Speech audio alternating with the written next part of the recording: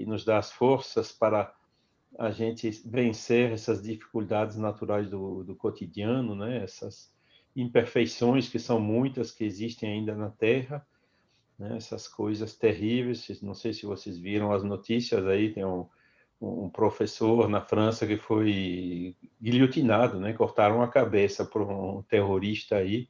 Quer dizer, são essas coisas ainda do fanatismo e da fé cega que realmente estamos precisando lutar, né, contra esse fanatismo, contra essa ignorância, contra esse materialismo, contra todas essas coisas que ainda atrasam a evolução do nosso planeta. E Kardec realmente nos trouxe um imenso legado, né, com a ajuda dos espíritos, com a ajuda do Espírito da Verdade e toda aquela equipe, né, que nos deixaram essa codificação que estamos estudando. Bom, o tema hoje é um pouco diferente, né? Quer dizer, quem era realmente Kardec e Amélie Boudet, né? E aqui não foi por acaso, mas nesses últimos tempos, né, apareceram muitos documentos originais. Um primeiro lote apareceu uns 10 anos atrás aqui na França, e tem mais várias centenas, ou até milhares de documentos que apareceram em 2018, tanto no Brasil, daquele famoso acervo do Canuto Abreu, como um outro lote de documentos que apareceu aqui na livraria Le Marie, na França, e que eu vou mostrar para você aí, dar alguns insights, né? Como você diz, Adalberto, é só o início, né? Porque vocês vão ver que para analisar centenas de documentos, aqui talvez vou apresentar 3 ou 4, né? Mas para chegar a centenas de documentos, né? Chegar a transcrever, a traduzir, contextualizar e tudo, é um trabalho imenso que nós temos pela frente.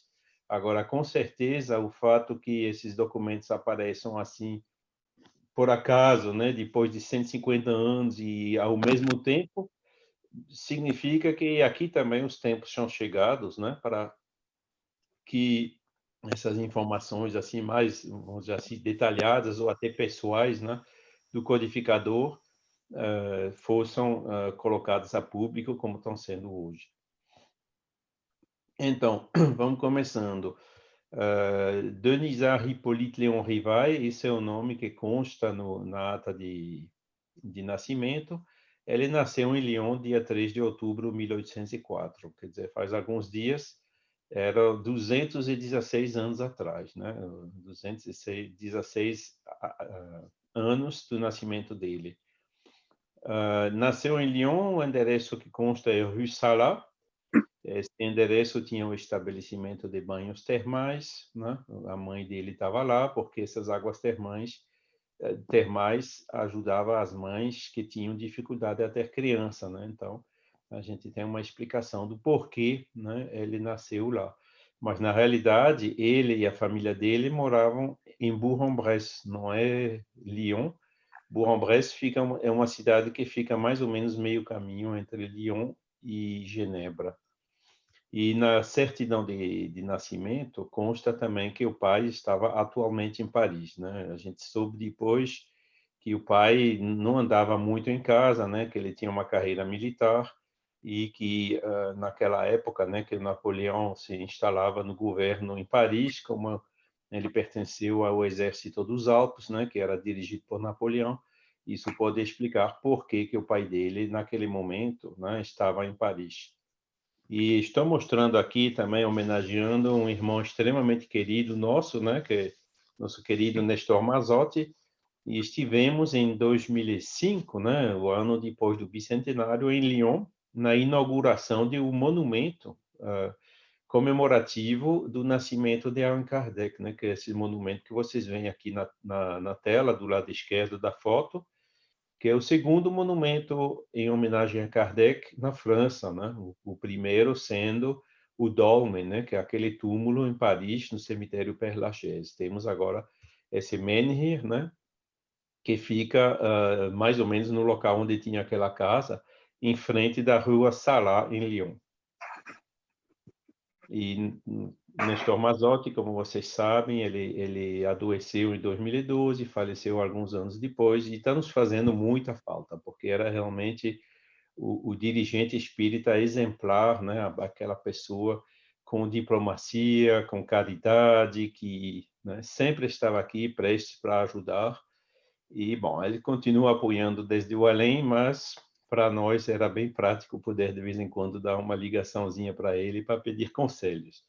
Mas vamos continuar assim mesmo. Sobre quem foi Allan Kardec e Hippolyte Léon Denis Arrivai, muito foi escrito, né? Eu estou aqui listando algumas das biografias que foram escritas sobre ele, né? A primeira foi na Revista Espírita, 1869, logo depois que ele faleceu. E a segunda foi escrita por uma inglesa, Anna Blackwell, né? 1875, foi quando publicou o primeiro livro dos Espíritos, que ela traduziu para o inglês, né? Ela publicou essa biografia. Podem ver aí depois que teve várias outras, né? A do Lachat na biografia dele, a de um outro francês aí chamado Gaboriau, e Colavida também, que escreveu uma biografia de Kardec na Espanha. E uma das mais conhecidas é a do Henri Sauce. Podem ver que ela foi escrita em 1910, ou seja, 40 anos depois do falecimento, né? E Henri Sauce não conheceu Kardec pessoalmente. Então ele foi lá, visitou pessoas, né? Recolheu dados e escreveu essa biografia. Não vou entrar em detalhe de cada uma, mas a mais conhecida também é a primeira em cima da segunda coluna, que é da Zeus Mantuil e Francisco Thyssen. Ela tinha 3 volumes, revisaram em 2 volumes, e é realmente a mais completa que foi feita, vamos dizer assim, quase até hoje, né? Com as informações que se tinha na época, né? Inclusive algumas revisões em 2003, né? Que a revisão saiu um pouco antes do bicentenário, em 2004, que, se vocês lembram, a gente teve aquele congresso, quarto Congresso Espírita Mundial em Paris. E, bom, eles tinham dados limitados, como eu disse, né? Porque de lá para cá a gente encontrou realmente muitas No grupo, coisas. hein? Não faz barulho não, que eu vou botar a caixa aqui. Tanto nos arquivos públicos na França, do que nesses documentos originais, né, que apareceram agora recentemente. Então, tem muita coisa para completar, para revisar ou até para corrigir, né, que algumas das informações, em particular do SUS, não estavam corretas. Continuando, aqui você vê uma rápida biografia, genealogia, desculpe, de Kardec, né? Você vê ele aqui no meio. Ele tinha um irmão e uma irmã mais velha, que faleceram antes que eles nascessem, né? E ele teve também uma irmã mais jovem, que provavelmente faleceu também jovem, né?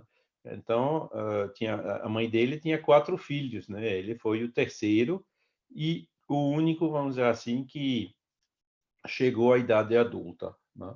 O pai dele era aqui, né? Jean-Baptiste Antoine Rivail, como eu já falei, era juiz militar, advogado, e nos primeiros documentos que descobrimos, constava que ele tinha desaparecido sem notícias por volta de 1807, né?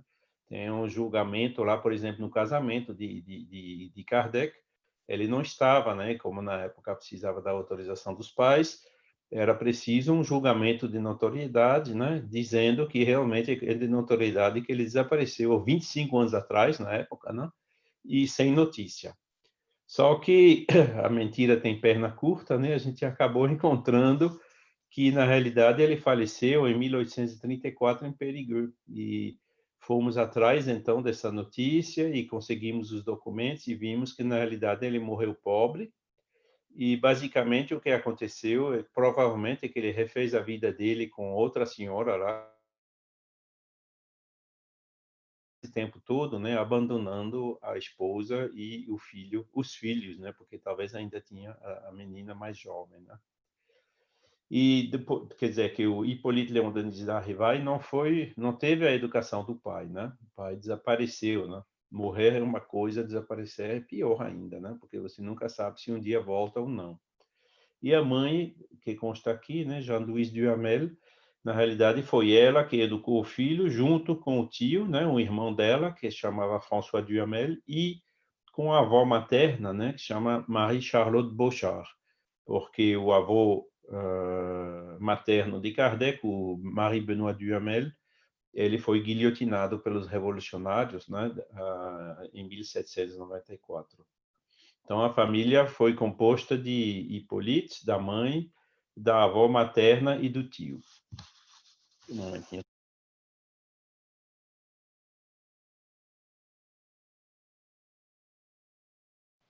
Pronto.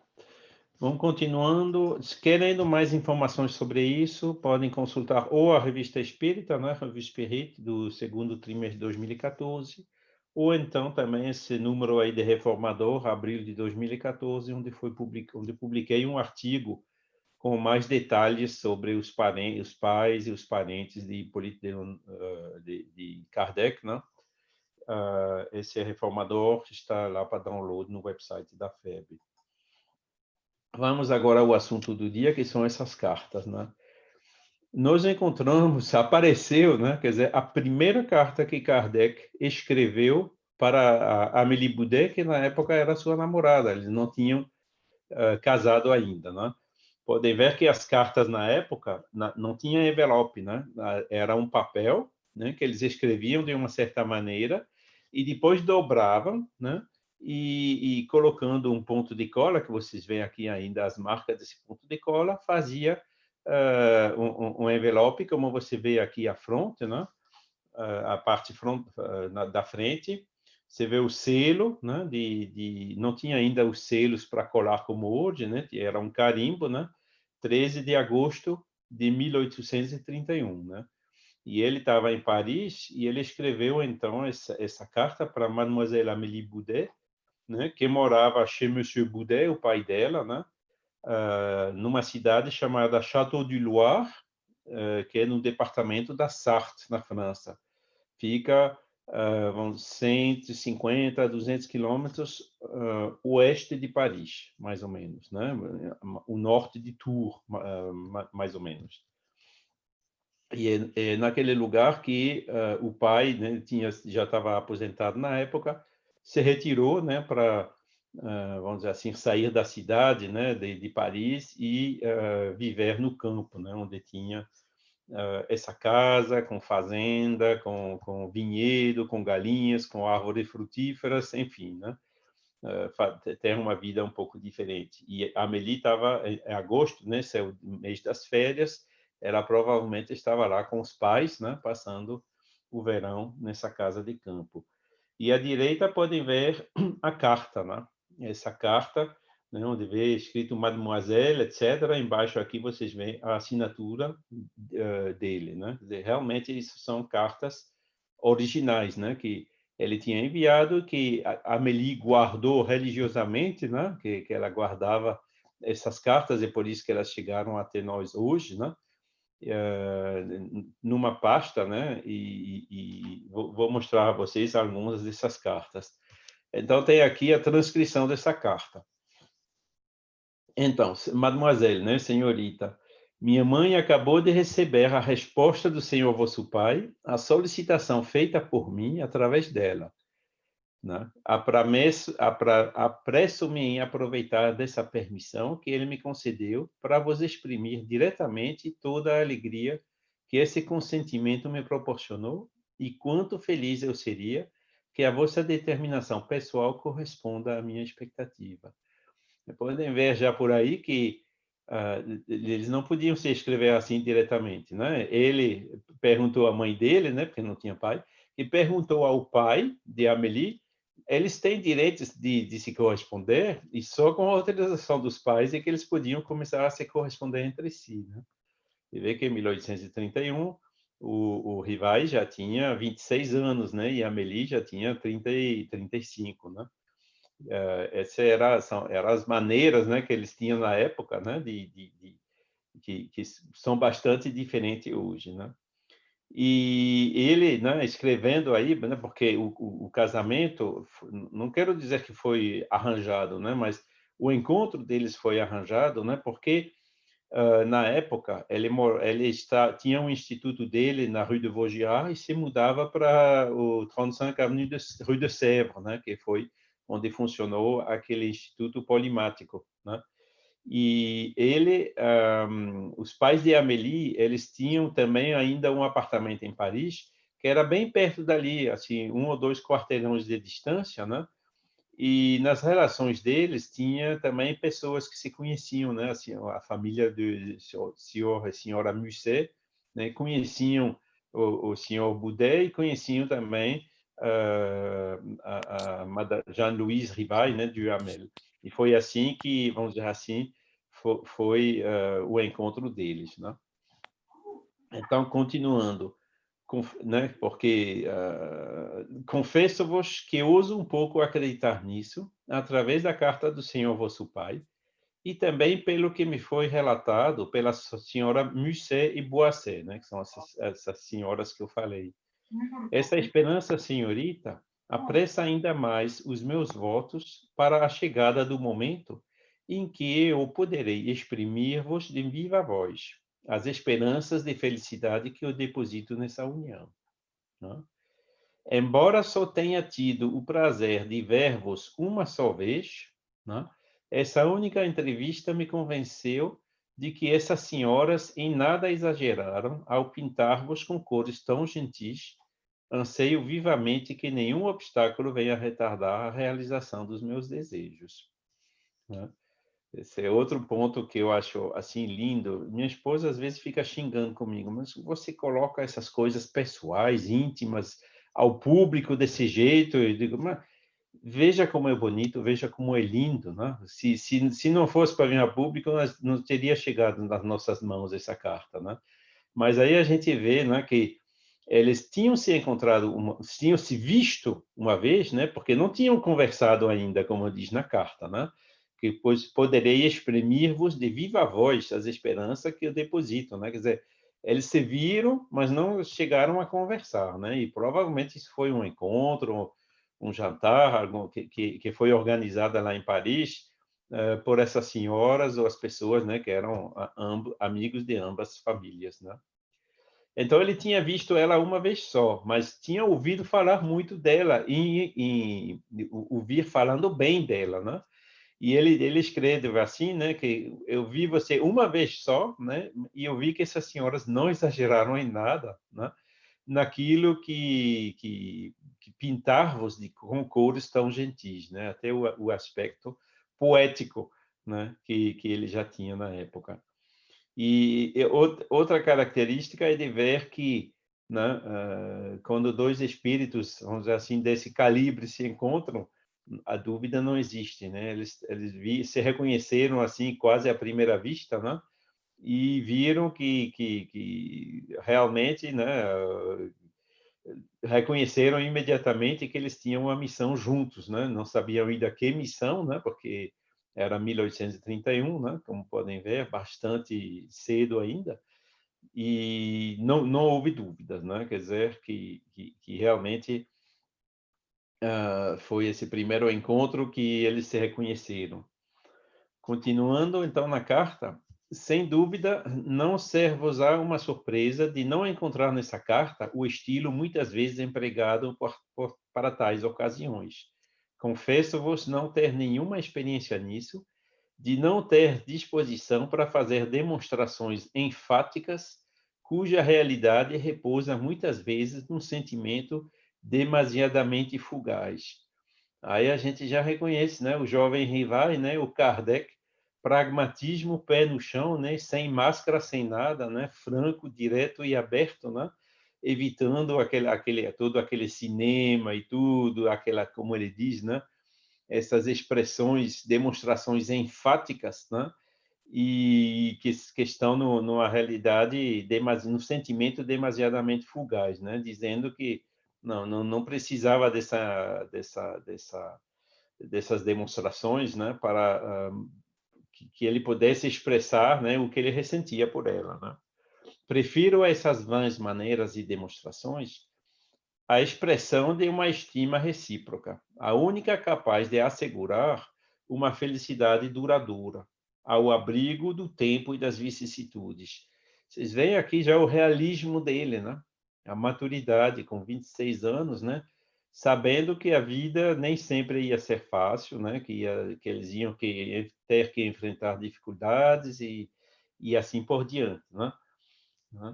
E eu ouso acreditar que vós compartilhais desse meu sentimento e que os nossos pais verão com maior satisfação uma união fundada nessas bases. Eu gostaria de assegurar-vos, senhorita, que vós encontrareis em minha mãe e meu tio parentes que vos afeiçoarão como uma filha e que aguardam igualmente ansiosos que seus votos se concretizem com a sua chegada entre eles. Senhora Musset me convida a anexar essa carta, dados referentes ao meu nome, idade, etc., para que seu pai possa ter acesso às informações necessárias para as formalidades que ele será levado a preencher em sua região. Então, podem ver aí, né, como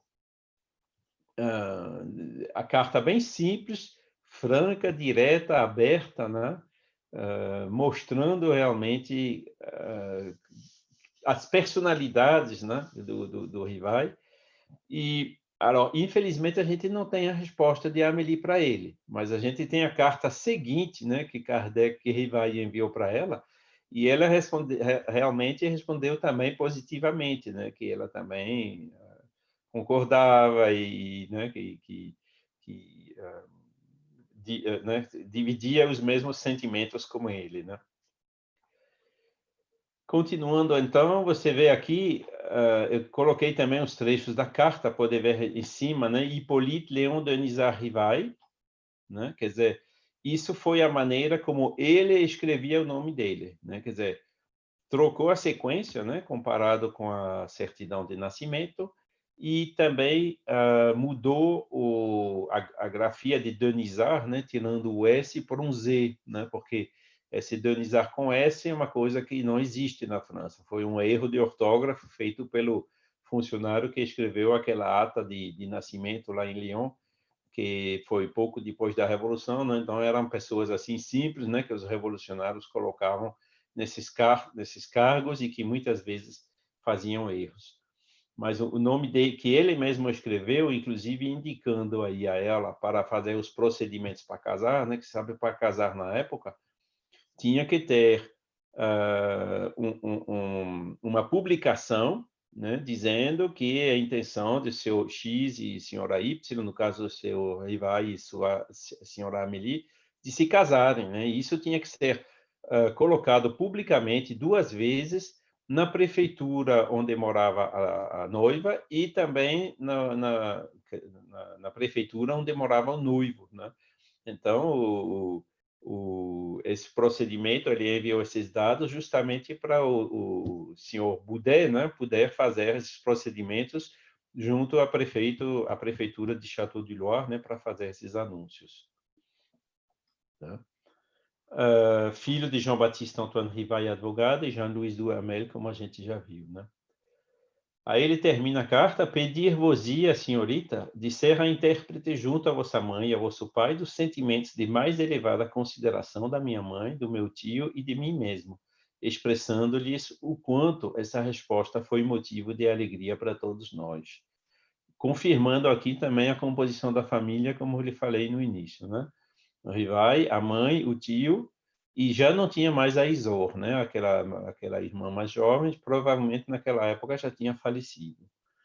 Aceitai-vos, senhorita, as homenagens mais cordiais, desde que tenha a honra de estar em total devoção, né? Vosso mais humilde e obediente servidor, e podem ver aqui do lado direito, né? A assinatura dele, né? HLD Rivai, chefe de instituição, né? Diretor de instituição de ensino. Bom, é a primeira carta que ele escreveu para a noiva dele, né? Realmente, pessoalmente, eu fico bastante emocionado quando vejo isso, né? Eu não vejo isso como invadir, vamos dizer assim, a intimidade deles. Ao contrário, né? Era uma coisa assim tão bonita, tão pura, tão limpa, que só faz, vamos dizer assim, nos confirmar quem realmente era ele, quem realmente era a Amélie, as famílias, né? E e como eles tinham, vamos dizer assim, esses comportamentos, esses relacionamentos extremamente educados, né? Já na época.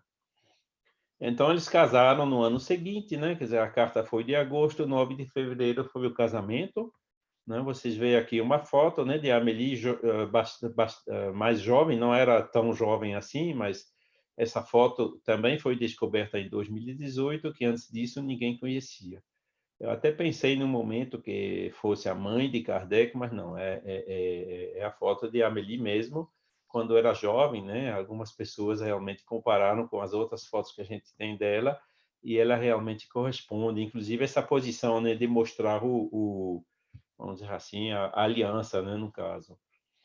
E a gente encontrou também, ao lado direito, o extrato da certidão de casamento, né? Esses dados a gente já tem agora todos os detalhes nesses documentos originais que eu lhe falei.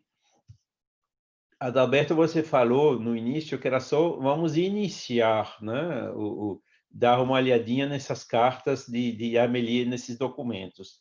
E acho que você disse bem, né? Porque aqui eu estou mostrando aqui, fiz só o repertório aí no meu computador, as pastas com todas as cartas trocadas entre Kardec e Amélie. Então vamos fazer mais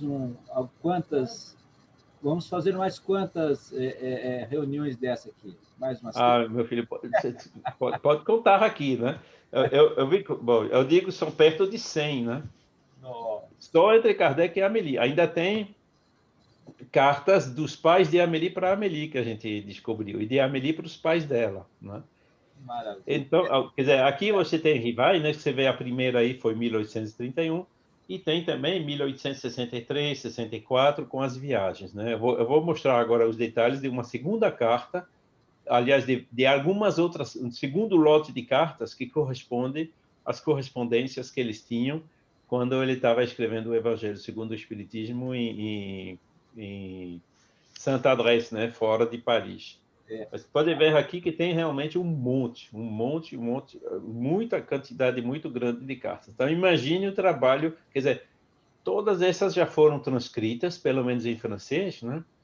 E eu vou mostrar a vocês também a iniciativa que está sendo tomada para colocar isso a público, né? Agora, ainda falta verificar a transcrição, depois traduzir e depois contextualizar, etc. É um trabalho imenso que a gente tem pela frente. E essas são as cartas. A minha esposa, a Lúcia, ela falou assim, são os proclamas que são colocados na prefeitura. Lá no Brasil se coloca no mural, né, dos cartórios. Então, isso vem da França, essa situação, né, de colocar o nome dos casais e tal. Já existia, na França a prática era essa. Inclusive, isso ajuda, porque como que você diz, proclamas, são coisas que você consegue depois encontrar nos registros de Estado Civil, né? Então, no caso, a gente foi lá em Château de Loire e a gente achou, né, que seu fulano ia casar com, né, seu rival ia casar com o senhor Amélie, aí dando também alguns dados, né? E faz parte dessas pesquisas, né, nos estados civis, né, que estão agora a maioria já online na França, né, que você pode acessar do mundo inteiro diretamente pela internet, né, onde a gente encontra esses detalhes. Então, essas foram as cartas, né? Podem ver aqui que tem uma carta de Londres, né, Elsa, que eu mostrei o outro dia. Tinha cartas também da Alemanha, né? Aix-la-Chapelle, Aachen, né? Que ele tinha visitado. Tinha carta também de Anvers e Bruxelas, na Bélgica. Quer dizer, são aquelas cartas de todas aquelas viagens que ele fez, tanto como Rivai, de Lyon também, que ele estava em Lyon várias vezes, como Rivai ainda. Enfim, uma quantia imensa de informações, né, que vai nos levar a revisar essas biografias, completar, né, essas biografias do Van Tuyl e do Thyssen, só que em vez de ser de 2 volumes de 300 páginas, vai ser 2 volumes de 1000 páginas, né? E agora, vamos adiante, né? Esses são outros documentos que a gente encontrou, né, que não são cartas, são, na maioria, diplomas, né? Dessas sociedades científicas que Kardec frequentou, que ele conheceu, né? Tem também quando ele entrou na Guarda Nacional, né, que era uma espécie de um exército que existia em Paris. Tem o contrato de casamento, extrato de casamento, tem também o documento militar dele, enfim, né, tem um passaporte, como podem ver aqui. São muitos documentos que a gente encontrou recentemente e que vão ser colocados a público, né? Você vê, é muita informação.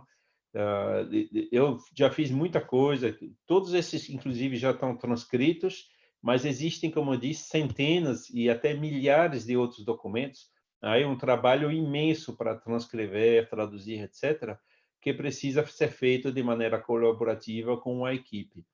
E, graças a Deus, isso está acontecendo, porque foi lançado em 1º de setembro um portal, não sei se vocês acompanharam, né?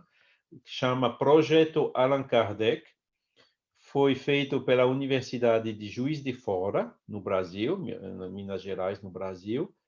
E esse portal foi realmente feito nos moldes de portais universitários semelhantes. Por exemplo, existe um portal semelhante em Oxford com a documentação original do Newton, né? Agora existe o mesmo portal, quer dizer, um portal semelhante para toda a documentação que se encontra sobre Allan Kardec. Então, todos esses documentos que a gente encontrou aqui na França, uns 10 anos atrás, já foram enviados para eles, né? Eles fizeram também um convênio agora com a FEAL, né? E o CEDOR, para colocar também esses documentos do acervo do Canuto Abreu, né? Que são 700 documentos originais sobre o período Kardec, principalmente. E fizeram outro convênio também com Adair Ribeiro, né, do Allan Kardec Online, onde vai, aos poucos, se colocar nesse portal os 2.000 documentos que conseguiu adquirir lá da livraria Le Marie em 2019, aliás. Então, nesse portal, hoje tem uns 50 documentos que já foram colocados lá, né? Transcritos e traduzidos, fotos do originais, transcrição e tradução. E daqui a pouco vai ter, quer dizer, com o tempo, né, vamos colocar todos esses documentos, né, que vão ser mais de 1.000 documentos originais sobre Rivaí e Kardec. E nós também já entregamos para eles esses 100 e poucos documentos que a gente encontrou aqui na França uns 10 anos atrás, inclusive essa carta que eu acabei de lhe mostrar e todas as outras que você viram naquela lista que eu mostrei rapidamente. Esse projeto, realmente, você pode ver aqui, já pode acessar, né? projetokardec.ufjf.br, né? que já está online. O que nos alegra é que tem uma equipe de pesquisadores muito grande, né? Pessoas com PhD, pós-doutorado, mestrados, de diferentes áreas do conhecimento, inclusive de pós-doutorado da escola de Hautes Études de la Sorbonne, em Paris, França, né? Quer dizer, pessoas extremamente, vamos dizer assim, reconhecidas nesse ambiente, né? E esse portal realmente que traduzimos já em francês, né? Que eles vão fazer agora multilingüe, vai ser francês, português, mas também eu espero rapidamente inglês, para dar assim essa força, esse respaldo, fazer que Kardec seja conhecido mais ainda do que ele já está no Brasil, mas que também seja conhecido internacionalmente e nos meios universitários, né, graças a esse projeto. Ok? Então, continuando, vamos agora ver um segundo lote de cartas, né, entre Kardec, que Kardec e Amélie trocaram, que foi durante as viagens, já na época de Kardec, né, quando ele fez, como vocês sabem, várias viagens, né? A primeira dele foi em 1860, né? E essa foi bastante curta, né? Foi a primeira, ele só foi até Lyon, Saint-Étienne e voltou, né? Que eu vou ver aqui nesse mapa da França à direita. E encontramos algumas dessas cartas também durante essa época. Essa carta que estou mostrando aqui na tela é uma carta de Amélie para ele, né? Mon cher ami, né? Foi sexta-feira, 14 de setembro de 1860, né? Ele viajava e Amélie ficava lá, né, para tomar conta das coisas, na época já eles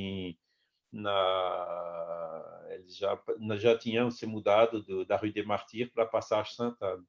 E enquanto ele estava ausente, era a Amélie que recebia as correspondências, os pedidos das livrarias para os livros, revista espírita, o público comprando coisas, e ela corria atrás de tudo isso, né? Ela fazia realmente todas a intendência, né, na ausência dele, né? E aí, nas cartas, nas correspondências dela, ela pedia, não, o que eu faço aqui? Aqui eu fiz isso, fiz aquilo, eu espero que o que você queria, etc, etc. Continuando, 1861 foi outra viagem que ele fez, dessa vez para Lyon, mas ele também foi até Bordeaux, né?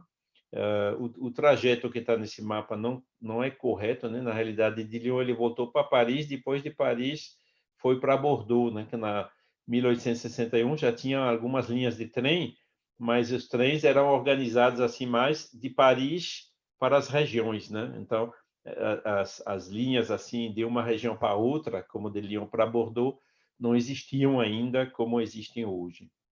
E aqui podem ver outra carta, né, que Kardec escreveu para Amélie, né, 20 de setembro de 1861, mostrando também que ele chamava ela Ma chère Amélie, né, quer dizer, naquela biografia romanceada do Canuto Abreu, fala de Gabi, né? Gabi, eu nunca vi Gabi em nenhuma das cartas, né? Quer dizer, aquilo foi, vamos dizer assim, mais parte, vamos dizer assim, do aspecto romanceado da obra, né?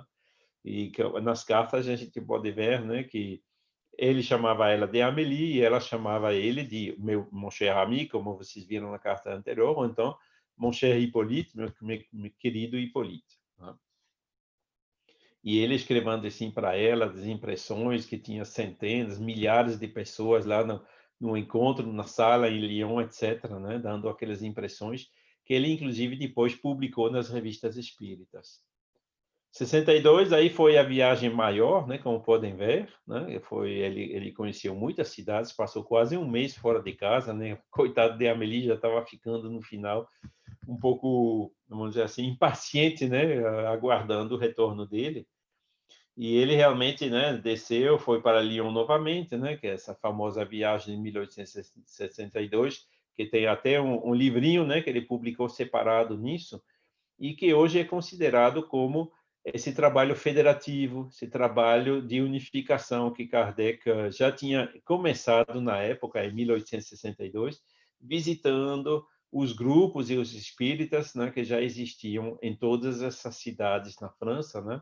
Como podem ver, 5 anos apenas depois do lançamento do Livro dos Espíritos, né? Passou no sul da França, passou Toulouse, Marmande, Bordeaux e essa região aqui, Rochefort, Royan, Marennes, Saint-Jean d'Angély, é tudo perto um do outro, que tinha um desenvolvimento bastante importante do espiritismo, né?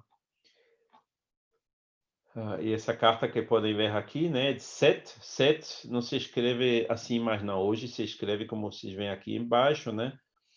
É uma cidade no sul da França, perto de Montpellier, né, junto do mar Mediterrâneo, de 25 de setembro de 1862.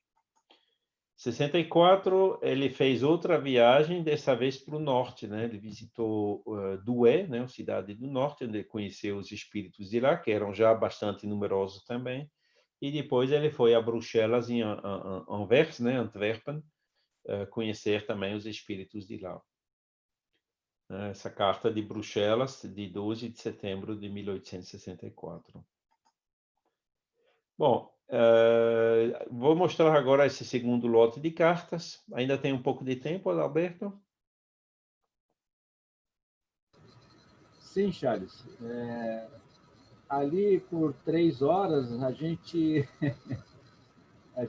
começa já a contar os minutos, né? Porque eu quero até 3h30, tudo bem para você? 3h30 significa, deixa eu ver aqui, mais uns 40 minutos. Mais 1 hora? 1 hora a mais? Ah, sim, pode ser. Você tem compromisso? Eu tenho agora às 9 horas daqui, quer dizer, daqui a 1h15. Né? Então, eu acho que está bom, dá tempo. Então, vamos lá, Mais continuando. ou menos uma hora, mais 1h30, né? Mais 1 hora, tudo bem? Mais 1 hora está bom. Tá bom. Ok. Vamos lá. Então, Kardec começou a redigir o Evangelho segundo o Espiritismo, né? Que o primeiro título foi Imitação do Evangelho segundo o Espiritismo, né? Em 1863. E ele não deu ciência para ninguém, nem para Amélie ele expôs de maneira clara que ele estava escrevendo esse livro, né? Que era o terceiro livro da codificação. E interessante que ele já estava recebendo comunicações, né? Na época ainda era o senhor D'Ambel, né? Em Paris, em 9 de agosto de 1863, que foi publicado nas Obras Póstumas. E nessa comunicação, né? Os espíritos falaram para ele do livro que ele estava escrevendo. Mais uma vez, o médium não sabia, a Amélie não sabia, só ele mesmo sabia, né? Mostrando que a autenticidade das comunicações que ele recebia, né? Então, o espírito diz assim a ele: esse livro de doutrina terá considerável influência porque explana as questões capitais e não só o mundo religioso encontrará nele as máximas que lhes são necessárias, como também a vida prática das nações aurirá deles instruções excelentes, né? Ele fala do mundo religioso, né? Que ele vem clarificar qual foi realmente o sentido, né? Das parábolas e do Evangelho, né? Que sofreu, como todo mundo sabe, né? Todas essas deformações e traduções e transcrições e até foi mexido, né? Pelos papas, etc. Ao longo desses 2 milênios aliás, desses 1800 anos que separavam até a época de Kardec, né? E fala também da vida prática das nações, né? Quer dizer, o desenvolvimento dessas leis naturais, dessas leis morais, né? Que iam embasar, né? Dessa moral e ética universal que podem servir de base para toda a humanidade, né? Inclusive para vocês aí no Japão, né? Que a gente sabe que a cultura lá do Japão é um pouco diferente da daqui, né? O cristianismo não é tão conhecido assim no Japão. Agora, assim mesmo, com certeza, a moral, né? Essas leis morais, tanto do Livro dos Espíritos, quanto do Evangelho segundo o Espiritismo, isso é uma coisa que pode ser perfeitamente aceita por todas as culturas, todas as religiões do mundo, né? Inclusive no Japão. Então, continuando, o clero gritará heresia, porque verá que atacas decisivamente as penas eternas e outros pontos sobre os quais ele baseia sua influência e seu crédito. Gritará tanto mais quanto se sentirá muito mais ferido do que com a publicação do Livro dos Espíritos, cujos dados principais, a rigor, podia aceitar. Agora, porém, tu entras por um novo caminho, no qual não poderá ele acompanhar-te, né? Quer dizer, avisando Kardec, cuidado, que com esse livro você vai dar um chute na casa de maribondo, né? Como vocês dizem no Brasil. E que vai atacar de frente, né? As penas eternas e outros pontos. E quais são esses outros pontos? São esses, acho que vocês tiveram a oportunidade recentemente de ouvir nosso irmão Paulo Henrique de Figueiredo, né? Que ele realmente atacou essa heteronomia, né? Essa maneira de formatar as crianças, né? A serem, assim, com o molde da heteronomia, o decoreba e tentar segurar tanto quanto possível, né? Essa liberdade e essa autonomia, né? Que foi a base realmente da doutrina espírita, a base que Kardec imprimiu ao espiritismo, inclusive nesse Evangelho segundo o Espiritismo, né? E o que aconteceu foi realmente isso, né? Foi que os livros de Kardec foram colocados no índex com a publicação do Evangelho segundo o Espiritismo. Até lá não eram, mas depois foram. E graças a Deus, naquele tempo, né, na França pelo menos e em outros países, com as revoluções, já adquiriram assim direito à liberdade, liberdade de expressão, liberdade de pensamentos e tudo. que fez que o fato de colocar os livros dele no Index, na realidade, fez mais promoção ainda dos livros, né? Porque o pessoal queria saber o que danado é que essa igreja está tentando proibir ou esconder da gente, né? E foi o que aconteceu. E, inclusive, nesse ano de 1863, vocês viram a viagem que ele fez em 62, bem grande, né? Ele projetava fazer outra viagem em 63, né? Também para Lyon, e o pessoal lá estava aguardando ele e tudo. E ele não foi. Ele não foi porque ele tinha problemas assim de saúde, que fez que ele foi justamente para essa cidade lá no norte da França, no litoral, né? Saint-Adresse, perto de Le Havre, para procurar assim alguma melhoria na saúde dele, né? E isso também foi uma coisa organizada pelos espíritos, porque em Lyon, em 63, já estava começando a preparar a sala e tudo para fazer aquela festa e tudo, mas o bispo de Lyon atuou muito forte lá junto às autoridades para proibir e para atrapalhar, ou para até prendê-lo, sei lá o que eles tinham como intenção, né? E graças a isso, né, a essa doença, e o fato que ele foi para Santa Adresse, que inclusive em condições favoráveis para escrever o Evangelho, como veremos mais adiante, foi que impediu que acontecesse aquele, vamos dizer assim, escândalo, né, em Lyon. Né? Podem ver como que as coisas estão sendo organizadas lá, né, pelo mundo espiritual. Continuando, então, ele se retirou em Santa Adresse em setembro, certo? E quando ele estava lá em Santa Adresse, ele recebeu uma comunicação que foi dada em Paris. Quer dizer, Amélie foi com ele para lá, ficaram um dia lá, depois, né, porque tinha a viúva Foulon, bem conhecida também no movimento espírita, que morava lá em Santa Adresse também, né? E foi ela que arranjou o aluguel da cabana, né, onde ele passou aquelas 3 semanas.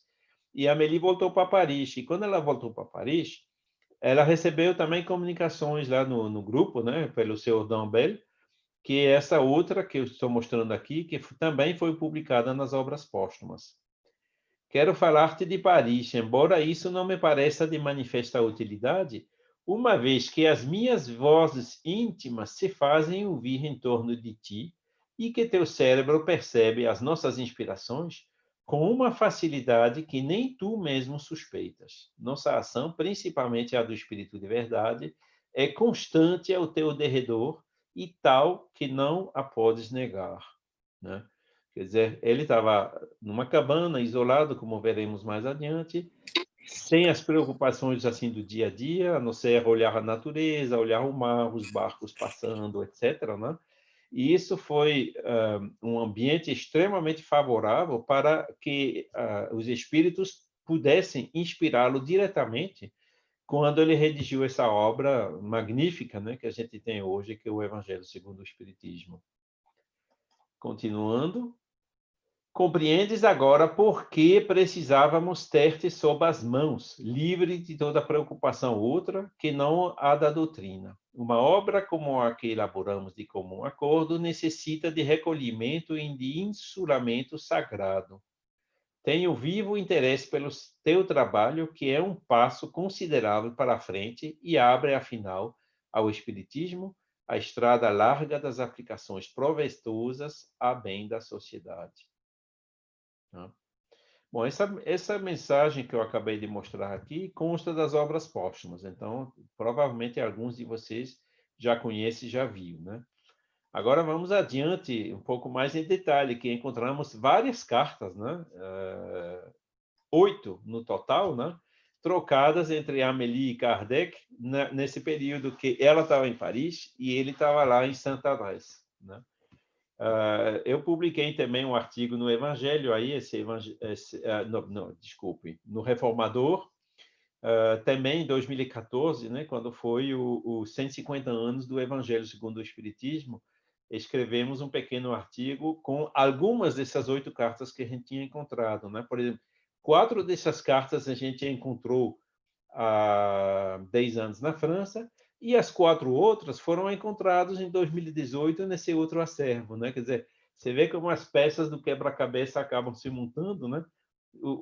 todas essas diferentes fontes que vêm, na realidade, se complementar, né? Que toda a informação, que era um bloco só no início, ela foi fragmentada, né? Em vários lotes, e hoje, aos pouquinhos, esses lotes estão voltando e a gente consegue reconstituir o quebra-cabeça, né? Com as diferentes peças.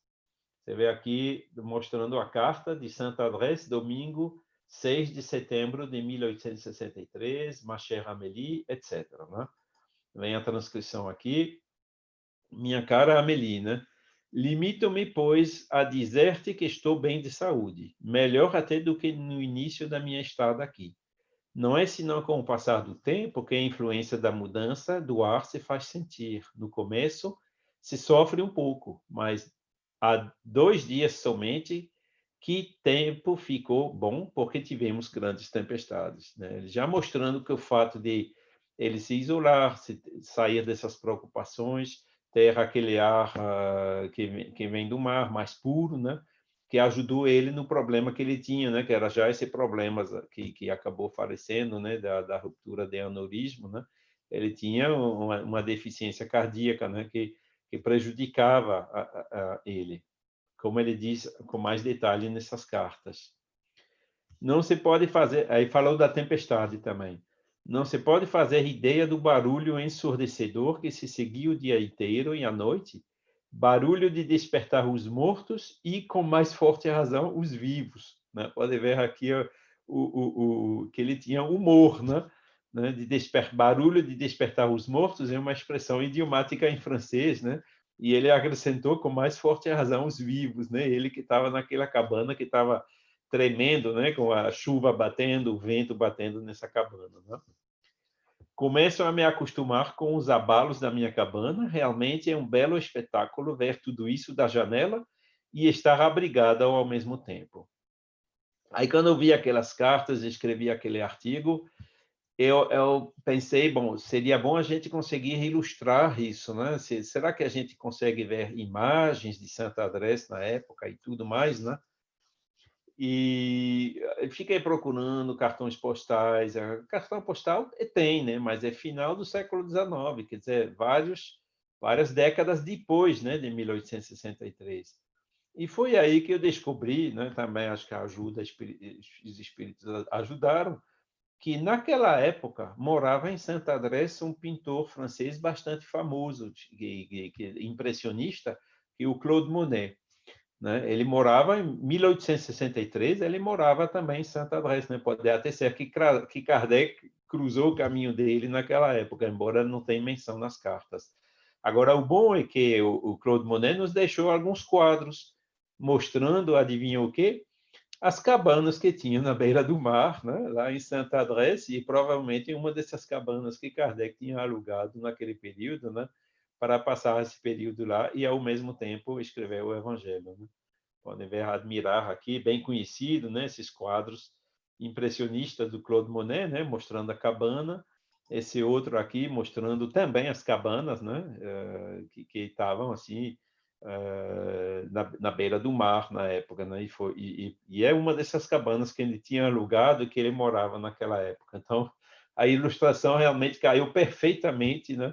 Para mostrar, dar assim uma melhor ideia do ambiente, né? Onde Kardec se retirou, né? Para escrever o Evangelho segundo o Espiritismo e, ao mesmo tempo, recuperar a saúde dele. Continuando, domingo passado fiz uma excursão aos faróis, onde houve uma borrasca seguida de bom tempo, né? E podem ver aqui, né, as falésias, né, os faróis, né, que existiam também nesses quadros do Claude Monet, que tem vários, né? Ele falou assim: almocei no restaurante, tem uma vista maravilhosa, mas um pouco diferente dos faróis. E Claude Monet também pintou um restaurante lá na beira do mar.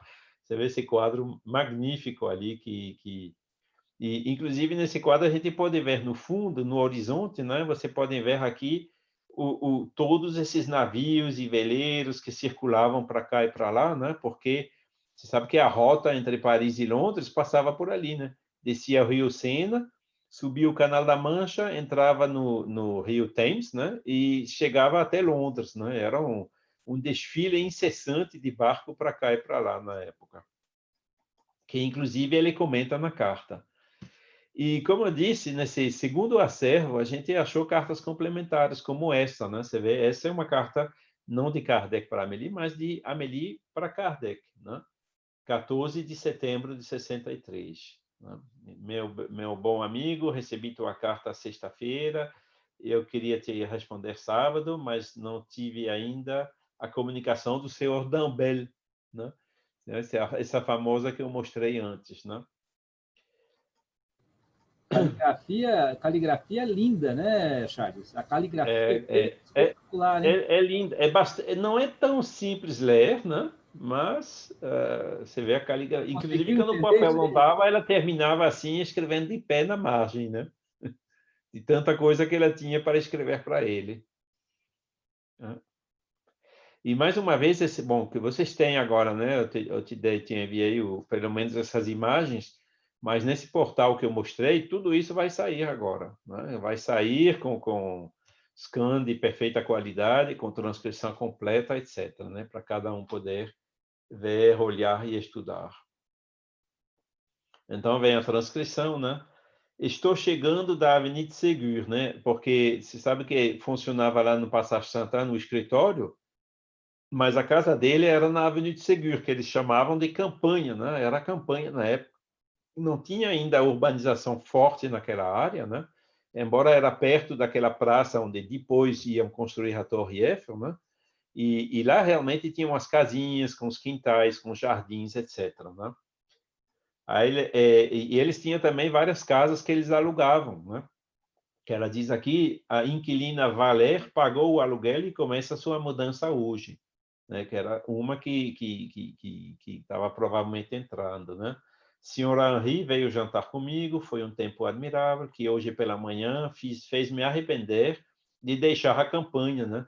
Ela saiu na manhã daquele dia da Avenida Ségur para ir até o escritório que funcionava lá no Passage Santana, né? Esse tempo lindo me alegra para você e estou bem feliz que tua saúde se restabelece completamente. Coloquei mais ou menos 100 sacos no nosso jardim. Podes ver que eu trabalho para você para que possas comer uvas. Então, que sacos são esses? Porque tinha uns vinhedos lá, certo? Eles tinham, no quintal dele, eles tinham um vinhedo que dava as uvas, né, para comer. E o problema do vinhedo é que os pássaros eles atacam, né? Eles vêm, se você não protege a uva, quando você chega na uva está madura, o pássaro comeu a uva toda, né? Então, para proteger, a gente colocava saco assim em torno da uva, né?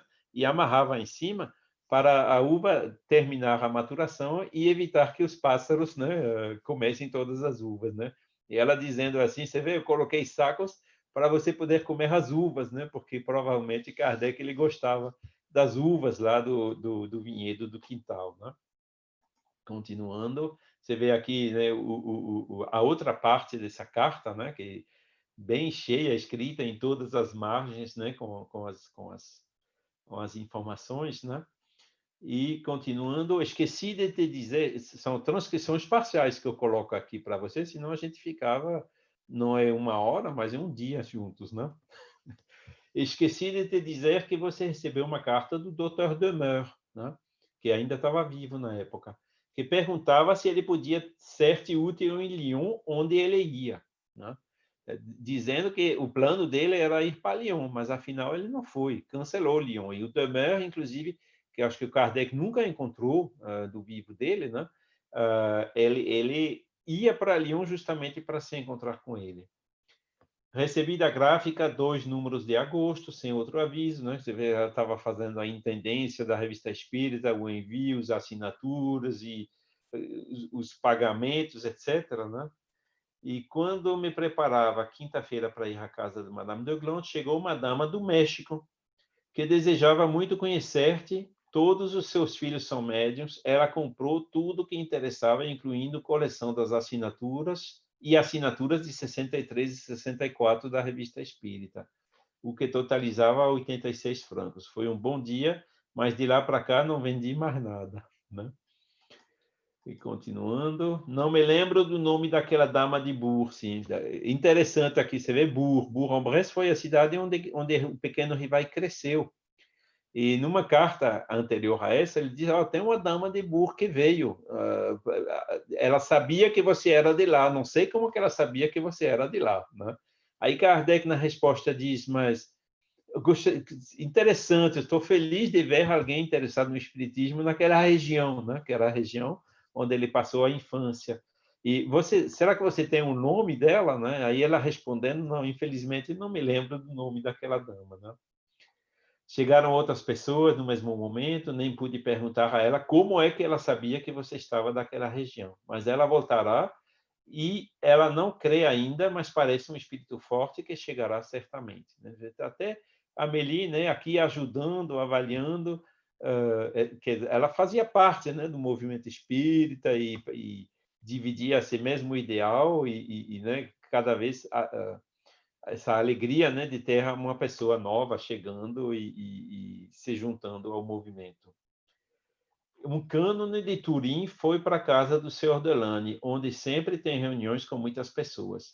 Essa é uma coisa interessante também, que numa outra fonte do Alexandre Delane, ele conta que esse cânone de Turim, na realidade, foi um enviado do Papa, né, para verificar a autenticidade do fenômeno. Isso é outra fonte, né, que Delane publicou lá na revista Le Spiritisme, e podem ver aqui nas cartas como a gente tem essas informações, né, que só com a carta você não consegue dificilmente contextualizar quem era essa pessoa de Turim, né? Mas depois, com o conjunto de informações, é que a gente consegue entender realmente o que foi, né? Senhor e senhora Dozon são assíduos. A última vez, ele recebeu uma bela comunicação de Lamennais.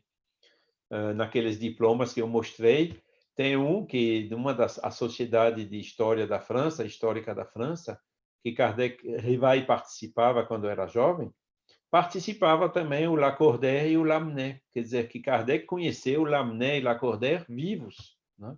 Eles faleceram no intervalo e depois passaram a enviar comunicações já na época de Kardec, né? E quando Kardec disse assim, a gente conhece, identificar melhor o espírito que se comunica quando a gente conheceu ele vivo, a gente tem agora a evidência que ele realmente conheceu o Lamennais vivo, né? Então, com maior facilidade também para autentificar, né, o espírito que assinou as comunicações. Esse cânone fez uma evocação em latim e outra em polonês. Mentalmente, a senhora Delano respondeu nas duas línguas, né? A Amélie mantendo ele ao par do que acontecia em Paris enquanto ele estava lá em Saint-Adresse. Senhor Dambel, né, que era o secretário, que fala desse pobre Cousteau. Cousteau, ele fala também na Revista Espírita, uma pessoa muito pobre, um casal assim, na miséria, e inclusive o senhor Cousteau faleceu, né? E o Dambel faleceu nessa mesma época que ele estava em Saint-Adresse, por isso que foi o Dambel e outro, né, que foram lá no enterro, né, para acompanhar assim o enterro dele. E pode ver aqui, né? Ele faleceu no hospital. Mandei dizer à sua esposa de vir me ver, caso precisasse, que ele daria 10 francos no aguardo de fazermos uma vaquinha. Vê também que não era só teoria, né? Eles também via a miséria e ia lá, ajudava pessoalmente e também fazendo vaquinha, né? Juntando com as outras pessoas para ajudar as pessoas pobres. Até na Sociedade de Paris já tinha esse trabalho de assistência social, né? Como a gente pode ver. Adeus, meu bom amigo, desculpe, estou impaciente de poder te abraçar e que a minha viuvez se termine. Você vê que quando ela estava sozinha, ela estava agoniada, a pobre, né? Chamando até de viuvez, né? Mais uma semana, um domingo, e começarei a contar os dias. Charles, nós vamos passar para perguntas depois, mas eu queria perguntar para você, adiantando, essa vaquinha aí já existia lá, então? Chamava-se vaquinha mesmo? Não, vaquinha é a tradução. Eu preciso ver qual foi a palavra em francês, né? Mas era uma colheita, era né? Eles A vaquinha foi a palavra que eu achei para traduzir aquela palavra francesa, mas sim, existia, né? A pessoa se juntava, né, para ajudar, no caso, essa viúva, né, que estava lá com filhos e tudo, e o marido faleceu, e sozinha, e despejada e tudo mais, né? Porque a miséria em Paris era muito grande na época. Sim. Aí, outra carta onde ele responde a ela, né? 14 de setembro, aqui 15 de setembro. Minha boa Amélie, após o banho, fiz um longo passeio num pequeno barco à vela. À tarde, fiz uma excursão à beira do mar, sobre os rochedos desmoronados que foram um promontório situado abaixo dos sinais e dos faróis. Depois, subi desde o nível do mar até o pequeno vale que precede os sinais, escalando os rochedos e as falésias, né? Ele estava doente, né? E, coisa extraordinária, de modo algum me senti ofegante, nem sufocado, como em geral acontecia, né, quando subo uma simples escada, mostrando como foi beneficial para ele esse ar marinho e também, provavelmente, né, a influência dos espíritos, né, que estavam lá com ele, escrevendo o Evangelho, e também, com certeza, com aquelas vibrações todas, trazendo ajuda para ele nesse problema de saúde que ele tinha. Foi até talvez um pouco imprudente, né? Chegou a subir as falésias já, enquanto que nem podia mais subir as escadas quando estava em Paris, mostrando como ele melhorou. E mais umas quadros de Monet, né? Mostrando as falésias, os faróis, os barcos de vela, né? Esse foi realmente uma bênção, né? Achar esses quadros de Monet, porque são muito bonitos, né? São extremamente conhecidos e, além do mais, ilustrando um período, né, bem específico de Kardec quando escreveu o Evangelho. Outro quadro, mais um com os, né? Voltei pela capela de Nossa Senhora das Ondas, que ainda existe hoje em Saint-Adresse, e desci novamente à beira-mar para jantar no Parque das Ostras. Faz alguns dias que o tempo está admirável, sem nuvens no céu, um sol resplandecente, um mar tranquilo, como um lago, salpicado de navios e de embarcações de todos os tamanhos. É um espetáculo encantador. O mar sem fim é para mim uma grande distração. Todo dia constato sua beleza. Não há um único ponto no horizonte que eu não explore. Daí saindo observações interessantes e instrutivas que me levam a meditar, pois tudo é instrução para quem quer refletir, né? Mostrando esse pequeno rivai, né? Educado com Pestalozzi, observar a natureza, refletir, buscar inspiração, né? E, ao mesmo tempo, trabalhando, né, no desenvolvimento pessoal, na inteligência, né, e meditar também para se tornar uma pessoa melhor, etc., né? Quer dizer, e isso vem agora, como vocês podem ver aqui, né, nessas palavras dele mesmo, né, graças a essas cartas. Aí você vê as praias da época, né, onde as pessoas, né, o biquíni era mais assim vestido na época, né? As pessoas indo lá para a praia tomando banho de sol e de mar. E aqui vocês veem os barcos dos pescadores, né, voltando à noite com os peixes.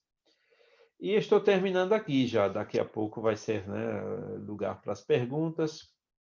Eu lanço aqui um apelo que eu gosto muito de lançar, mostrando essa imagem de Jesus, né, que foi um líder natural, né, universalmente aceito, né, e comentado ainda 2000 anos depois.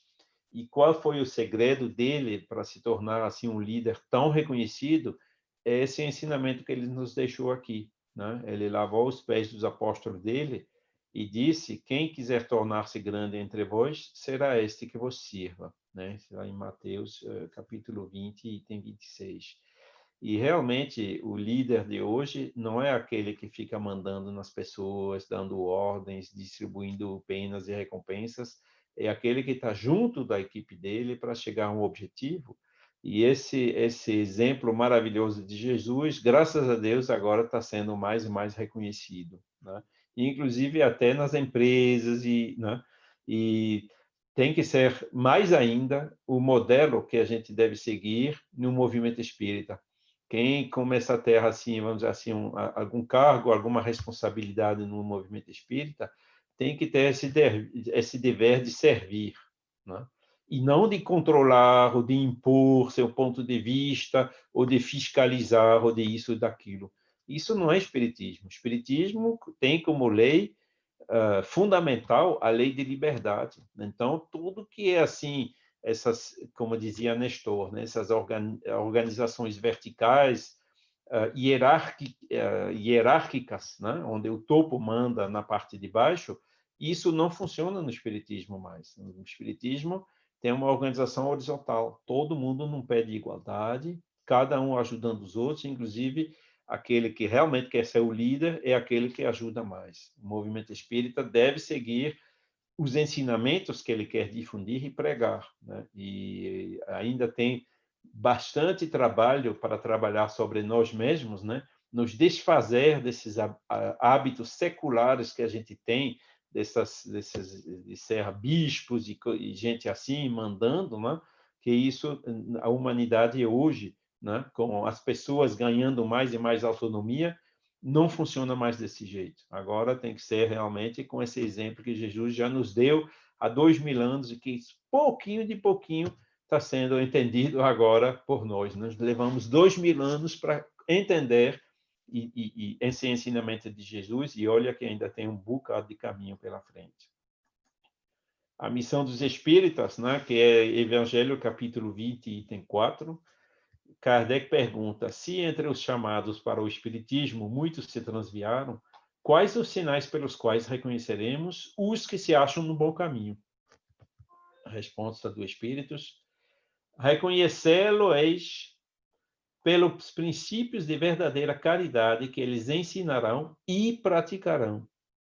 Reconhece-lo-eis pelo número de aflitos a quem levem consolos. Reconhecê-lo-eis pelo seu amor ao próximo, pela sua abnegação, pelo seu desinteresse pessoal.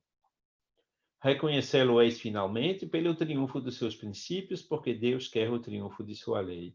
Os que seguem sua lei, esses são os escolhidos.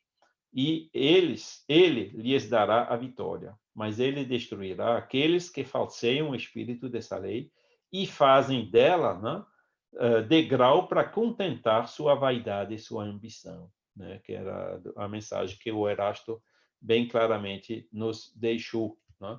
E isso é que é justamente o problema número 1, né? O ego, a falta de desinteresse pessoal, a vontade de aparecer, né? A vontade de mandar, de ter importância, de ter privilégios e coisas assim, né? Tudo isso fica contrário, né, ao espírito mesmo dessa doutrina que consta da doutrina espírita. Isso justamente é alguma coisa que Kardec escreveu em Santa Adresse, né, como podem ver, né,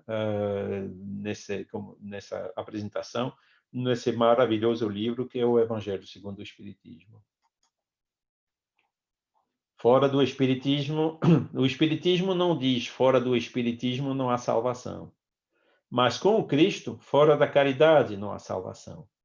Princípio de união de tolerância que congraçará os homens num sentimento comum de fraternidade, em vez de os dividir em seitas inimigas. Por esse outro princípio, fé inabalável só é a que pode encarar frente a frente a razão em todas as épocas da humanidade, destrói o império da fé cega, que aniquila a razão, da obediência passiva, que embrutece, emancipa a inteligência do homem e levanta seu moral. Esse foi da Revista Espírita, 1866. E, mais uma vez aqui, né, mostrando claramente esse cunho de autonomia que Kardec sempre deu ao Espiritismo, né, em oposição justamente a essa antiga heteronomia que foi mantida durante todos esses séculos ou até milênios pelos reis, pelos imperadores, pelos religiosos, né, queriam fazer do povo assim ovelhas gentis e tudo para poder continuar dominando, explorando, impondo, etc. Isso acabou, né? Hoje as pessoas mais e mais, né, conquistam essa liberdade, desenvolvem a potencialidade das suas almas de maneira totalmente autônoma, né? E nosso modelo de sociedade tem que se adaptar a isso, porque ninguém, pelo menos aqui na França, acredito que no Japão também seja a mesma coisa, quer a volta de qualquer coisa dessa heteronomia passada, né, que sofreram durante séculos e que lutaram tanto, né, nas revoluções e nessas lutas, né, de conquista dessas liberdades, que o Espiritismo veio reforçar, confirmar e trazer elementos, né, para sustentar esse novo modelo de sociedade, porque mundo evoluído, mundo dos espíritos bons é isso. São os espíritos que fazem o bem pela vontade, porque entenderam, não porque querem qualquer coisa em troca, não porque querem ir para nosso lar e não para o umbral, né, que é a versão moderna do céu e do inferno, né? Não porque, né, para sair dessa autonomia, dessa heteronomia e conquistar essa autonomia que é característica dos mundos evoluídos.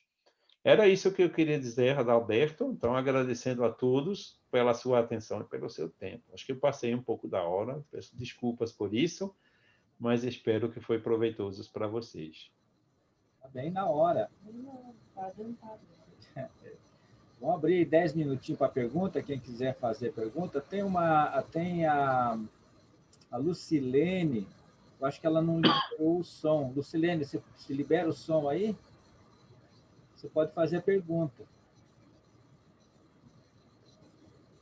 Você tem que apertar o botão aí do som, tá bom? Mais alguém quer fazer pergunta? O pessoal está meio tímido. Charles, uma pergunta que você falou lá no começo sobre o pai de Kardec. O pai de Kardec, então, tem uma versão, eu não sei quem falou, eu escutei, acho que não sei se foi o Paulo Henrique ou se foi outra pessoa, ele foi na campanha de Napoleão, foi para a França, foi para a Espanha ou foi para a Itália? Não se sabe, não se tem essa ideia. Isso é que é justamente a história, entre aspas, mal contada, né? O que está certo é que ele, quando casou, né, em 1793, ele morava em Belém. Belém é uma cidade perto de Bourg-en-Bresse, onde tinha a sede do Exército dos Alpes, certo? Esse Exército dos Alpes, ele sofreu algumas transformações na época depois da Revolução, e deu o exército da Itália e o exército dos Alpes. E esse exército da Itália, né, quer dizer, que veio desse exército que estava concentrado ali, foi que fez aquelas campanhas da guerra na Itália, com Rivoli, aquelas batalhas famosas, onde o general Napoleão realmente cresceu, né, ficou conhecido, até depois se tornar imperador, poucos meses depois do nascimento do próprio Kardec, né, em 1804. E então isso explica que a gente vê também na certidão de casamento do pai que entre as testemunhas tinha muitas pessoas, generais, marechal de campo, assim, altos cargos no exército, que inclusive foram lá com Napoleão naquelas batalhas na Itália no final do século XVIII, né? Thomassin II, por exemplo, ele morreu na Batalha de Rivoli. Então, isso explica por que o pai de Kardec, conheceu, vamos dizer assim, esse alto escalão militar, né, que com certeza Napoleão trouxe alguns deles para Paris quando ele se instalou lá na preparação de fundar um império, né? E isso deve ser a explicação de por que ele estava em Paris. Agora, depois, com certeza, ele continuou, né, no exército, e em 1806, 1807, houve aquela guerra contra o Portugal, que inclusive fez que Dom Pedro I saiu de Portugal e fosse para o Brasil, né? Você vê como as coisas estão ligadas, né, na história. E pouco depois ele estava aliado com a Espanha, Napoleão, contra o Portugal. E depois acabou brigando com os espanhóis também, e houve aquela guerra da Espanha. E aquela guerra foi mais uma guerrilha, onde tinha atentados, onde muitas pessoas morreram e não se tinham notícias, assim, não eram realmente batalhas como numa guerra clássica. Então, vamos dizer assim, a desculpa que foi dada por ele para desaparecer, entre aspas, foi justamente essa, né, que ele morreu, provavelmente morto na Guerra da Espanha. Mas, na realidade, como a gente viu, foi mentira, porque ele morava em Belvès, né, quando nasceu a menina, Isor, 1806. Em 1807, ele se fez desaparecer, e fazendo pesquisas agora, né, quando a gente descobriu que ele morreu em Périgueux em 1834, nós fomos atrás para saber quem foi que herdou os bens dele, né? Porque tem essas sucessões que a gente também encontra nos arquivos e que ajuda muito nessas pesquisas genealógicas. E foi ali que a gente descobriu que, na realidade, ele morreu pobre em Périgueux e que ele foi albergada por um dono de bar, né? Um bar que servia café, né? Que albergava ele na casa dele. E ele deu procuração a ele para que todos os bens deles ficassem com esse dono de café. Só que quando ele foi lá ver, não tinha nada, né? Ele tinha uma renda de um capital que não era dele. E consta naquele documento que esse capital pertencia a uma senhora, Marie Lavour, veuve Trémoulet de Lessal. Aí fomos atrás dessa mulher e vimos realmente que ela era viúva em 1806, que ela morava na cidade de Les Salles, Saint-Martial du Nabirat, na Dordogne. E quando fomos buscar, por exemplo, casou a filha dela, o Rivai estava lá em 1815, né, presente no casamento da filha, e o endereço que constava era o mesmo dessa senhora, né? Quer dizer, foi aí que a gente deduziu que a história mais provável é que ele refez a vida com essa senhora que era viúva na época, né? E abandonou a esposa e os filhos, né, na época. Então, você vê que mentira tem perna curta, né? Até 200 anos depois, a gente acaba descobrindo o que realmente aconteceu, né? Que ele deixou. A assinatura está lá naquele documento de 1915, né? E foi assim que a gente acaba descobrindo. Não era aparentemente uma pessoa muito séria, né? E de qualquer maneira o pequeno Rivai não beneficiou da educação dele. E o tio, né, aquele François Duhamel, também, né, ele viciado em jogo, perdeu muito dinheiro e fez que o Instituto Rivai teve que fechar, né? Quer dizer, aí a gente vê as dificuldades que o Rivai, né, enfrentou durante a vida dele, né, preparando ele para essa missão que ele ia executar depois como Kardec. Impressionante, né? Como é fantástico as coisas que vai se descobrindo com essas cartas, com esses novos documentos. E tudo que a gente aprendeu, tudo que eu aprendi aí há 40 anos, parece que está tudo novo. Eu precisava aí de mais 60 anos para reviver estudo, para estudar, para fazer tudo isso e aprender tudo de novo, né? Charles, agradecemos a tua presença. Eu vou encerrar a nossa live lá no Facebook, mas nós continuamos aqui mais 5 minutinhos. O pessoal que queira falar mais em particular, né? Porque a gente para então a live, né? A nossa live lá no Facebook, e aí a gente fica mais no reservado. Então, você que está no Facebook, quiser aqui bater um papo aqui mais íntimo, digamos assim, mais 5 minutinhos aqui. Então, eu vou agradecer ao pessoal que esteve aí no Facebook, isso vai ficar nos nossos arquivos. E, Charles, muito obrigado, né? Muito arigatô. Arigatô, de nada. Fico à disposição e espero que gostaram e sentiram esse mesmo, vamos dizer assim, amor, né, por essas pessoas que realmente fizeram essas obras grandiosas, né, que nos ajudam tanto no dia de hoje. Então, tá bom. Então, vamos marcar aí vamos organizar aí a nossa agenda, né? Depois eu vou passar a agenda para vocês. Semana que vem nós temos o nosso amigo Massi, né? O Massi vai falar sobre espiritismo e o Cosme Massi, né? Mediunidade e espiritismo, no dia 25 de outubro, na semana que vem. No dia 15 de novembro, nós vamos ter a Simone Privato, também vai falar sobre a Gênese, né? Essa confusão aí da Gênese, o que está acontecendo, como é que ela descobriu isso. Né? Então, vamos ter a Simone Privato. Por motivo de horário, vai ser às 20 horas no Japão. 20 horas no Japão é 8 da noite, né? Então, é esse horário aí. E em dezembro, vamos ter a Nete Guimarães. A Nete Guimarães vai falar sobre o Alzheimer, né? Então, é uma pesquisa que ela fez. Então, ela vai falar sobre Alzheimer e toda como é que funciona esse sistema aí para esquecer, se o espírito esquece, tal. Então, ela vai ser muito interessante, tá? A Nete Guimarães, dia 13 de dezembro. Então, esse é o nosso roteiro. Sendo assim, então, a gente encerra, dado esses recados, nós encerramos, então, no Facebook a nossa transmissão. Muito obrigado a todos e até a próxima live.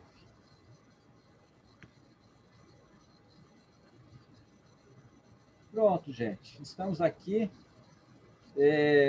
Nós estamos aqui com o Hanashiro, a Elsoli, com a Ana Paulo, a Elza. Estamos aqui com o Vitório, com a Irailde. A Irailde é lá do outro lado do Japão. Temos a Sérgia, a Lucilene, que não conseguiu ligar seu microfone. Então, aí estamos aí com a Yumi. Ah, a Yumi está aqui. Caminho da Luz com o Emanuel, lá de Kobe, lá daquele lado lá de Osaka, né? Então, está aí aberto aí para perguntas. Dá um oi. Sérgia, o que você achou? Estava bom? Eu sou Li. Eu tinha uma pergunta, foi maravilhoso, emocionante, até chorei. Teve um momento que até chorei com o tom tão pessoal dele, da Amélie, belíssimo, meu Deus. Foi lindo, lindo, lindo, que eu nem consigo, ainda não tenho palavras, viu?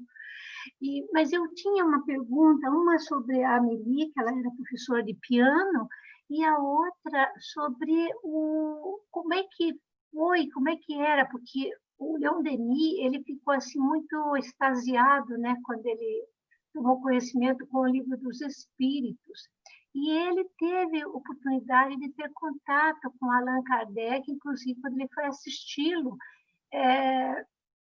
ele descrevendo sob a luz das estrelas, né, aquele jeito poético do nosso amado Leon Denis. Então, eu queria saber como é que foi assim o relacionamento dele com Leon Denis, ou se houve oportunidade de Leon Denis receber alguma, ou tipo, alguma instrução, alguma coisa, porque nós sabemos que realmente Leon Denis um apóstolo mesmo, um seguidor assim da doutrina, desde o início, de uma forma, inclusive, impressionante, que ele ficou conhecido como seria a segunda opção, inclusive, né? Então, eu queria, por gentileza, saber sobre a Amélie, se ela, enquanto Allan Kardec, ele ficou muito tempo nas viagens, algumas viagens bem longas, de doutrinação, né, de explanação da doutrina para os lugares onde ele ia, na França. Se a Amélie Boudet já era professora na época, que ela ainda era jovem, né, se ela já era professora, ou se ela estudou depois que ela casou com Allan Kardec. Obrigada. Obrigado, Erzuli, pelas perguntas. Sobre a Amélie, realmente, as biografias existentes falam bastante coisas que a gente ainda não conseguiu verificar. Por exemplo, falam que ela escreveu livro de poesia, mas lá na Biblioteca Nacional da França não tem nada disso, não, viu? A Cláudia Beaumartin, uma vez, né, que é a nossa querida Cláudia aí de Paris, brasileira que mora aqui já desde os anos 70, ela me disse um dia que ela tinha na mão esses livros de Amélie. Aonde? Quando? Como? E, infelizmente, ela não se lembra, né? E até agora a gente não conseguiu descobrir essas poesias que ela teria escrito, né? Também essas aulas de piano, coisa assim, a gente não sabe. O que aparece nas cartas sobre ela é que realmente ela trabalhava de maneira bem ativa, já nesses institutos de ensino, aparentemente não como professora, mas mais como intendente, administradora, e ela, inclusive, encontrava algumas atividades com os alunos, principalmente naquele período onde eles tiveram que fechar um instituto, né, em 1840, ou vender para outra pessoa, e onde eles abriram um pensionato para meninas, para também oferecer educação às meninas. E parece que naquela época ela que dirigia esse pensionato, né? Porque pela lei talvez fosse necessário que a educação de meninas ou estabelecimento com menina seja dirigido por uma mulher, né?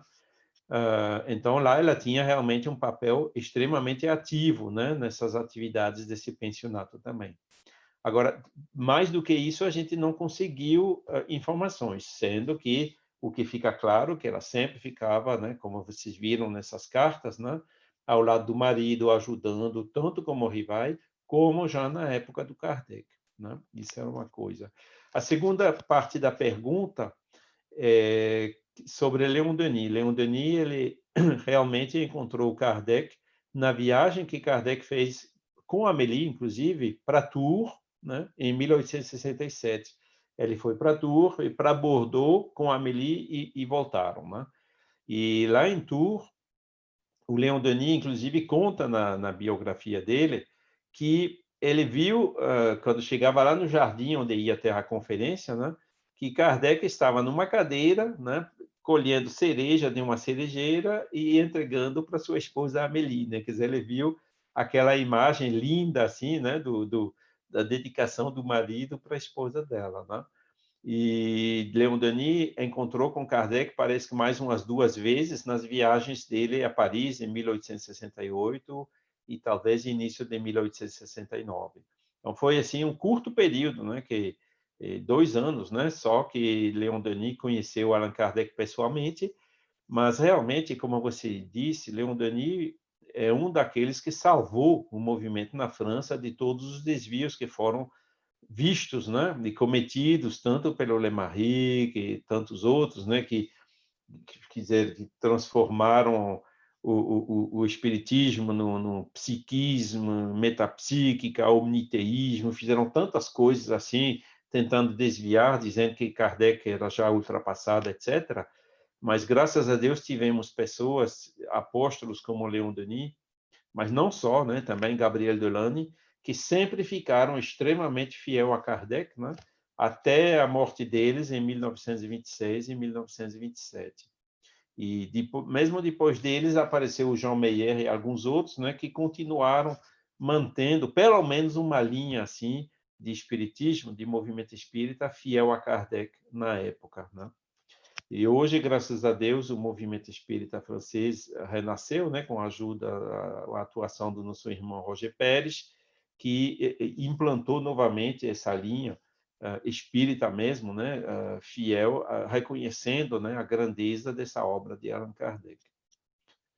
Então, Leon Denis é realmente, por isso que ele é conhecido, né? Você vê o Laurent de Fagel, o Arthur d'Anglemont, até o Lemarie, né? Lemarie é conhecido justamente pelos excessos que ele cometeu hoje, né? Graças aos livros do nosso irmão Adriano Calzoni. Mas aqueles que realmente têm um nome que chegou até a atualidade são justamente Denis, aqueles que foram fiéis. Os outros, de uma certa maneira, né, que queriam modernizar e fazer novos ismos, né, eles caíram quase todos no esquecimento. Charles, nós temos muito aqui... obrigada, viu? Obrigada, querido amado. Muito obrigada. Obrigado, eu sou Li.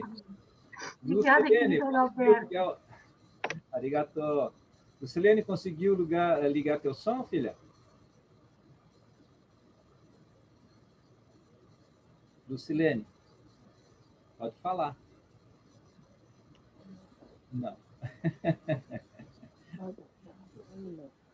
Se a pergunta tiver depois, pode me enviar pelo WhatsApp que eu responderei, sem problema. Estamos acabando já, né? Só queria dar um oi aqui para a Sérgia, que ela queria fazer uma... Ai, consegui, graças a Deus, mas agora que terminou a reunião, né? Não, pode falar, eu só queria agradecer, que eu achei muito boa, mas pode passar para ela. Agora ela conseguiu ligar. Nossa, mãe. Foi difícil, viu? É incrível. E também agradecer aí ao Júlio, 2 horas, 3h30 45 da madrugada, lá de Brasília, Júlio. Arigatô, Júlio. Júlio esteve aqui no Japão, fizemos várias palestras aqui. Ele esteve aqui fazendo uma série de palestras aqui, e esteve aqui em casa, né? Eu ia falar isso, e conhece bem o Japão. Então, fica aí a oportunidade aí para a Elza, para o Charles virem aqui também. Gente, estamos Lucilene, pode complementar? Nossa, mãe. Eu fiquei o tempo todo tentando, não consegui, não. Vai lá, filha. Só no finalzinho agora, eu não sei o que aconteceu. Pode perguntar. Não é por causa que eu queria ter participado e não pude, né? Então, como disse, fiquei triste. Já cheguei um pouco Tem a gravação atrasada. no Facebook, não tem, Adalberto? Tem. É que ela, quando ela entra tem lá um xizinho, você fica desabilitado para escutar. Então, você tem que apertar naquele botãozinho lá. É assim mesmo, né? A gente vai aprendendo, né, Charles? A gente vai aprendendo. Todo dia a gente aprende alguma coisa. Eu apertei em tudo que eu tinha direito. Mas tudo bem, fica para a próxima, né? Então, tá bom. Um abraço para vocês. Charles, eu vou encerrar, então, o nosso bate-papo. Tá? Ficamos aqui, você fica à vontade de ficar mais um pouquinho. Vou ficar aqui mais uns 10 minutinhos para conversar com o pessoal. E Charles tem compromisso, então acho que eu vou liberar para a gente liberar o Charles, né? E então a gente agradece, né? Agradecemos a espiritualidade, agradecemos essa oportunidade, a boa amizade do Charles, e pedimos aos espíritos protetores, aos nossos anjos da guarda, que nos ilumine sempre. Jesus possa estar nos nossos corações. Que assim seja. Eu agradeço pela oportunidade, Adalberto, e a atenção também de todos. Realmente, daqui a 10 minutos eu começo um ESD online, né, que a gente está fazendo online agora. Mas você vê que até voltar do Japão para a França, de volta para a França, é bem rápido. Quer dizer, com esses meios aí, são bem práticos, né? A gente consegue atender assim vários compromissos em locais completamente diferentes, com um pequeno tempo de intervalo entre ambos. Então, realmente agradecendo pela oportunidade, como vocês viram, eu mostrei algumas coisas, mas tem muito mais coisas ainda para vir pela frente. Todo dia a gente descobre coisas nessa história, né, para realmente mostrar a história verdadeira, baseada em fatos, né, de como tudo isso aconteceu. E quanto mais a gente avança nisso, quanto mais a gente toma consciência, né, do valor e da força dessas pessoas que realmente servem de exemplo para nós. Então, muito obrigado a todos, que a paz de Jesus permaneça conosco. Que assim seja. Eu vou